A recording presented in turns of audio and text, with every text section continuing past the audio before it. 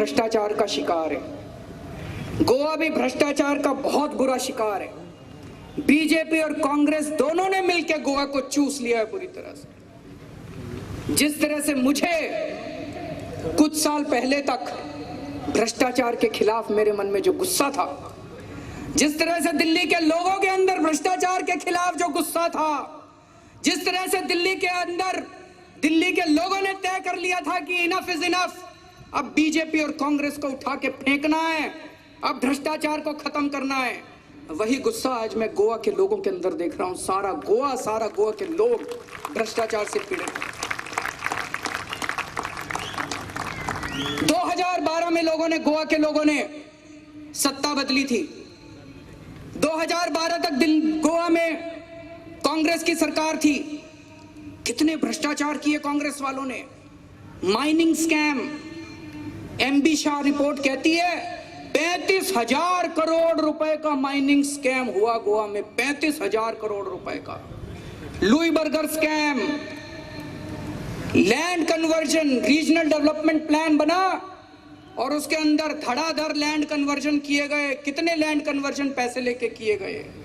SEZ scam, garbage dump scam, और इन सारे scam का बार बार नाम लेके मनोहर पर्रिकर जी की सरकार बन गई।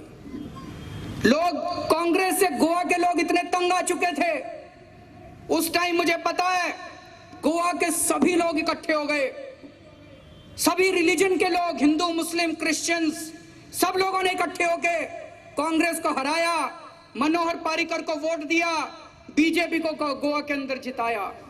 क्यों जिताया था?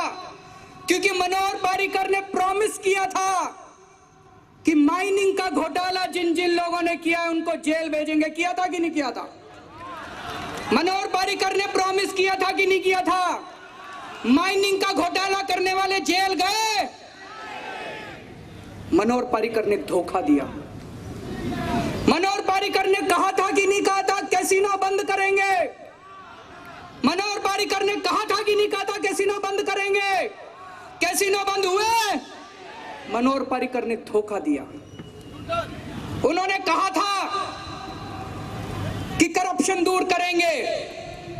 कांग्रेस के टाइम के करप्शन के स्कैम के नाम है Louis burger scam, mining scam, garbage dump scam, land conversion scam, SEZ scam. और बीजेपी के टाइम के स्कैम है, नाम बदल गए, स्कैम उतने ही हो रहे हैं, वही लैंड कन्वर्जन स्कैम। 2001 का रीजनल डेवलपमेंट प्लान खत्म हो गया और 2021 के रीजनल डेवलपमेंट प्लान को सस्पेंड कर दिया और धड़ाधड़ एड हॉक बेसिस पे लैंड कन्वर्जन करती जा रही है बीजेपी। और अब बीजेपी के स्कैम है bitumen scam, beach cleaning scam, entertainment society of Goa scam. कुछ बदला? पहले कांग्रेस वाले पैसे खाते थे, अब बीजेपी वाले वही काम कर रहे हैं। गलत तो नहीं कह रहा? कुछ बदला? सब वही का वही। अच्छा चलो बड़े बड़े स्कैम छोड़ो, एक आम आदमी की जिंदगी गोवा के अंदर मामलतदार, जब आप कांग्रेस के टाइम में मामलतदार के दफ्तर में जाते थे, पैसे देके काम करवाते थे, आज बीजेपी के टाइम में जब मामलतदार के दफ्तर में जाते हैं, पैसे देने पड़ते हैं कि नहीं देने पड़ते? बिना पैसे के काम होता है? वही करप्शन। एक आम आदमी की जिंदगी में भी वही करप्शन।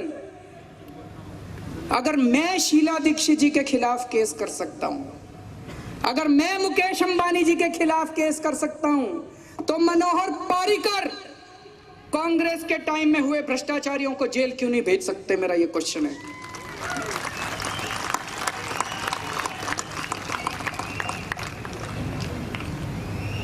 दिल्ली का, गोवा का बहुत ही खूबसूरत कल्चर है, बहुत ही रिच कल्चर है, वास्ट कल्चर है। गोवा एक बहुत ही खूबसूरत प्लेस है। It has its own natural beauty. Goa के अंदर समुद्र है। पूरी दुनिया के लोग गोवा में गोवा के कल्चर का और उसकी ब्यूटी का आनंद लेने के लिए आना चाहते हैं। लेकिन आज कांग्रेस के टाइम में भी टूरिज्म की वही डेफिनेशन थी, सेक्स, ड्रग्स एंड गैम्बलिंग। ये गोवा का कल्चर नहीं है, ये कांग्रेसियों ने किया है। और आज बीजेपी के टाइम में भी टूरिज्म की वही डेफिनेशन है, सेक्स, गैम्बलिंग एंड ड्रग्स। कुछ नहीं बदला। टूरिज्म पहले कांग्रेसियों ने भी यही किया और बीजेपी वालों ने भी यही किया, लेकिन गोवा के लोग ये नहीं चाहते। गोवा के लोग, tourism is an important part of Goa's life. Goa के लोग चाहते हैं कि खूब टूरिस्ट आए, लेकिन वो टूरिस्ट यहाँ की नेचुरल ब्यूटी का मजा लेने के लिए आए, यहाँ के रिच कल्चर का मजा लेने के लिए आए, गोवा के कल्चर को देखने के लिए आए दोस्तों। और अभी पता चला पूरे गोवा के अंदर कोकोनट के कितने खूबसूरत पेड़ हैं चारों तरफ, समझ गए? पूरे गोवा के अंदर कितने खूबसूरत पेड़ है कोकोनट के। बीजेपी की सरकार कहती है नहीं वो पेड़ नहीं है, वो घास है।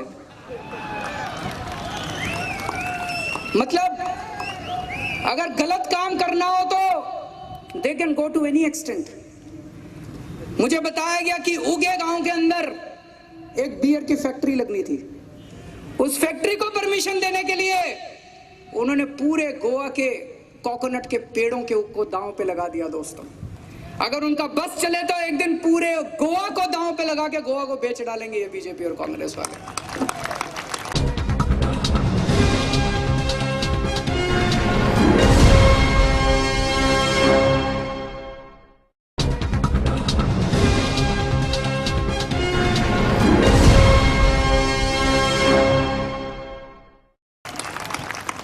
So nothing has changed। यही दिल्ली के अंदर होता था, एक बारी बीजेपी एक बारी कांग्रेस, एक बारी बीजेपी एक बारी कांग्रेस, और वो आम आदमी का हर बार मजाक उड़ाते थे। उनको पता था आम आदमी के पास कोई चॉइस नहीं है। एक बार बीजेपी को वोट देगा, बीजेपी लूटेगी, फिर 5 साल के बाद कांग्रेस आएगी, कांग्रेस लूटेगी, बीजेपी आएगी, बीजेपी कांग्रेस वालों के खिलाफ कोई काम नहीं करेगी, कांग्रेस आएगी, कांग्रेस बीजेपी के खिलाफ कोई काम नहीं करेगी। आज मैं गोवा में आया, फ्लाइट में एक आदमी मिला, मुझे कहता है मनोहर पारिकर जी के पास कांग्रेस के कई एमएलएस की फाइल है क्या ऐसा? है। पारिकर जी के पास कई कांग्रेसियों की एमएलएस की फाइल है, एक्शन नहीं लेंगे, फाइल रखेंगे। बीजेपी वालों के पास कांग्रेस वालों की फाइलें हैं, कांग्रेस वालों के पास बीजेपी वालों की फाइलें हैं। बीजेपी की सरकार बनेगी, कांग्रेस वालों को कुछ नहीं करेंगे, कांग्रेस की सरकार बनेगी, बीजेपी वालों के खिलाफ कुछ नहीं करेंगे। ये तो ये आम आदमी आ गई, इसने इनका सारा रायता फैला दिया इन लोगों का। सब कुछ अच्छा चल रहा था, सब कुछ बहुत बढ़िया चल रहा था, इस आम आदमी ने आके सब गड़बड़ कर दी इन लोगों की। आज मैं चैलेंज करता हूं, 4 साल हो गए गोवा के अंदर बीजेपी की सरकार को।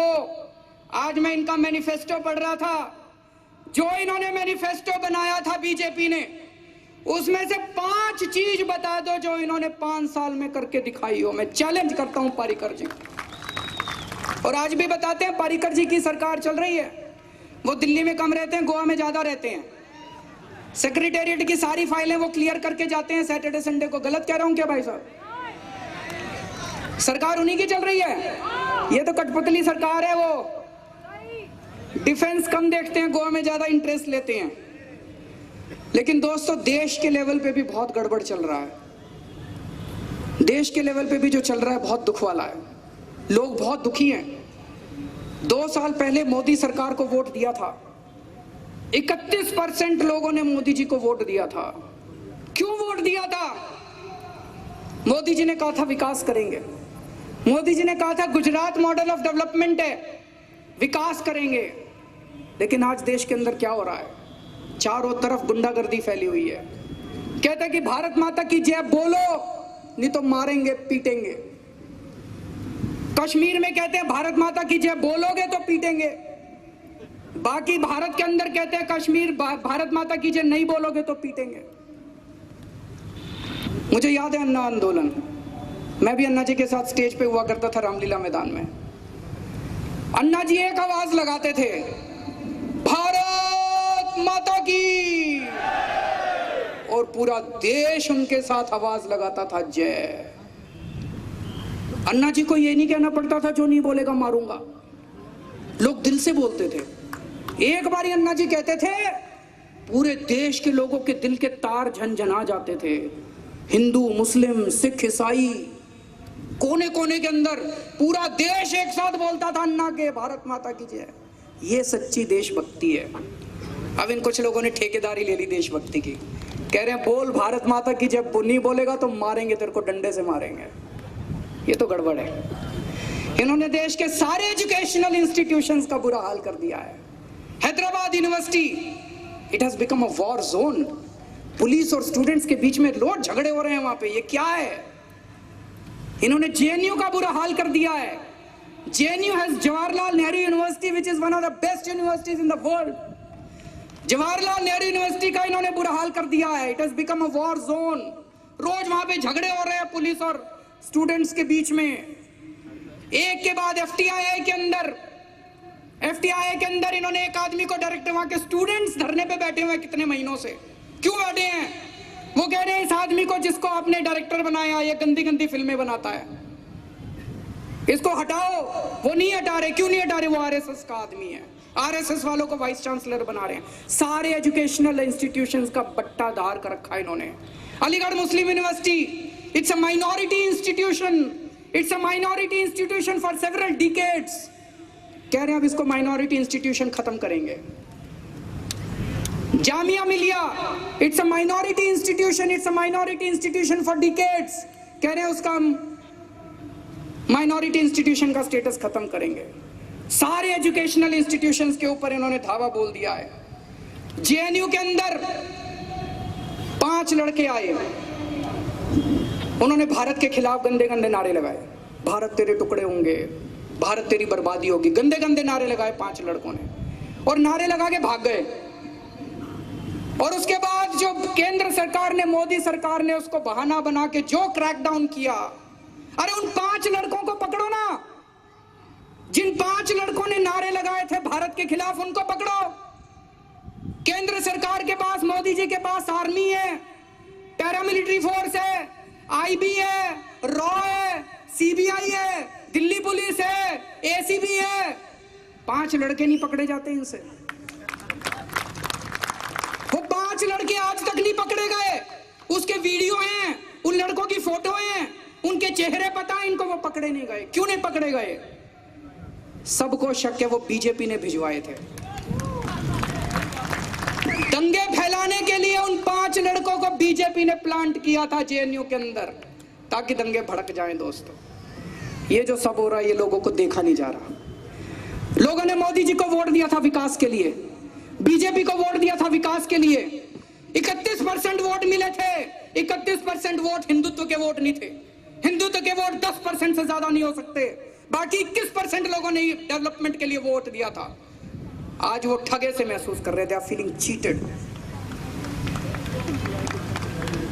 तो दोस्तों, अब हम सब लोगों को, इस देश के आम लोगों को इकट्ठा होना पड़ेगा। गोवा के अंदर एक ऐतिहासिक मौका है। जैसे दिल्ली के लोगों ने, सब लोगों ने इकट्ठे होके बीजेपी और कांग्रेस को खत्म किया था। आम आदमी विधानसभा के अंदर गया, आम आदमी मुख्यमंत्री बना, आम आदमी सरकार के अंदर गया। उसी तरह से गोवा के लोगों के पास चांस है। गोवा के लोगों को भी इकट्ठा होना पड़ेगा। हिंदू, मुस्लिम, सिख, ईसाई, सारे धर्म के लोगों को इकट्ठा होना पड़ेगा और सबको एक साथ मिलकर इस गोवा का चुनाव लड़ना पड़ेगा। हमारे पास पैसे नहीं है चुनाव लड़ने के लिए, आम आदमी पार्टी के पास पैसे नहीं है, हम फक्कड़ लोग हैं। लेकिन अगर हम सब लोग मिल जाएं, तो जिस तरह से दिल्ली के अंदर लोगों ने छुट्टी ले लेके कैंपेनिंग की थी, घर घर गए थे, वोट मांगे थे, एहसान नहीं किया था किसी के ऊपर। आम आदमी पार्टी के लिए नहीं गए थे, केजरीवाल को मुख्यमंत्री बनाने के लिए नहीं गए थे, अपने बच्चों के लिए गए थे, अपने बच्चों के भविष्य के लिए गए थे, ईमानदार राजनीति लाने के लिए गए थे। उसी तरह से आज गोवा के पास मौका है। तो मैं आज पूछना चाहता हूं, क्या गोवा के लोग तैयार है बीजेपी और कांग्रेस को खत्म करने के लिए? क्या गोवा के लोग तैयार है चुनाव लड़ने के तो आने वाला चुनाव एक आंदोलन होगा गोवा के अंदर। आने वाला चुनाव गोवा के लोग लड़ेंगे, आने वाला चुनाव गोवा के सभी लोग मिलकर लड़ेंगे और इस बार गोवा के अंदर ईमानदार राजनीति कायम करेंगे और सब लोग मिलकर गोवा का विकास करेंगे। भारत माता की